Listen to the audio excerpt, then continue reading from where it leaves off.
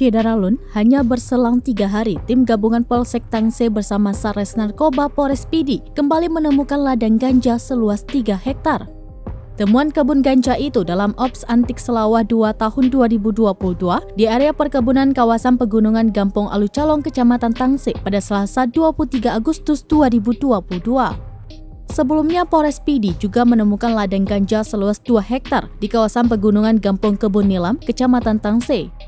Kapolres Pidi AKBP Padeli SIK melalui Kasat Narkoba AKP Rahmat mengatakan kepada seramnews.com pada Rabu 24 Agustus 2022, temuan batang ganja itu langsung dicabut dan dibakar di lokasi dan sebagian dijadikan sampel. Ia menjelaskan tanaman ganja itu ditemukan di kawasan perkebunan Alucalong yang ditanam di 3 lokasi.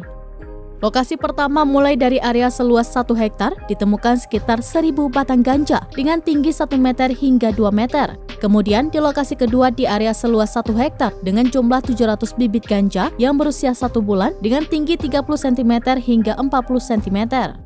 Selanjutnya di ladang seluas 1 hektar dengan 900 batang ganja dengan ukuran tinggi 80 cm hingga 1,5 meter.